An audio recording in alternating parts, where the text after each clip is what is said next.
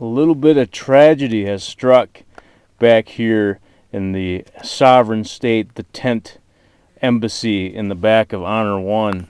A little bit of really kind of disappointed. I was just cranking up my LED lantern to put a little candle watt power on the situation, and there are no coincidences, there are only miracles. The handle that I used to crank up the amperage inside of to unleash the candlelight and the lumens and all the good stuff that kind of illuminates my thinking process here in the tent in the back of Honor 1 died at approximately 4:22 in the morning. I don't think I'm ever going to be able to put more power into this little lantern, so it is on a definite finite timeline of how much light it is going to give the world, and how beautiful and how awesome and how symbolic that is.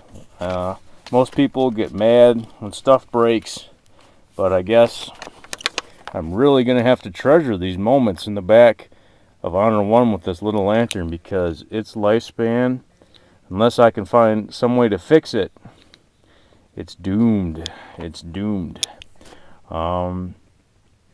Interesting turn of events today. I was going to talk about chocolate once again, but now that my lantern has died, I guess my subject got changed for me. Don't cry, Bravo. It's going to be okay. It's going to be okay. Let me see if I can get one last shot of Bravo the Brave next to the lantern as it slowly fades to black. I was going to talk today about candy bars and how that a king-size Hershey bar and a king-sized solid milk chocolate bar will not fit inside of a regulation DVD case to go send the troops. So as much as I want to send king-size candy bars, I think that plan is going to be ruled out, and I'll have to go with just the thin generic Hershey bars, which is kind of a bummer. Another candy-related story, another candy-related miracle.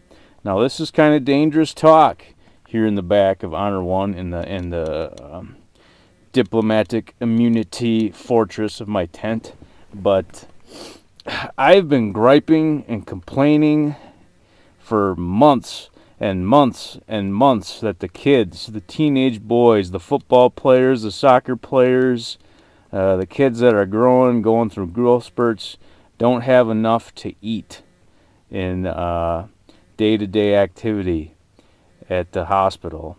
And just like that, today, out of the blue, my prayers were answered. This right here, this silver crinkly thing that I have in my hand is a York peppermint patty. I don't know if that can be seen or not. Some people from a church, and I photocopied the piece of paper that came with the gift pack. Some church donated 200 pounds of candy to the kids on youth services. 200 pounds of candy.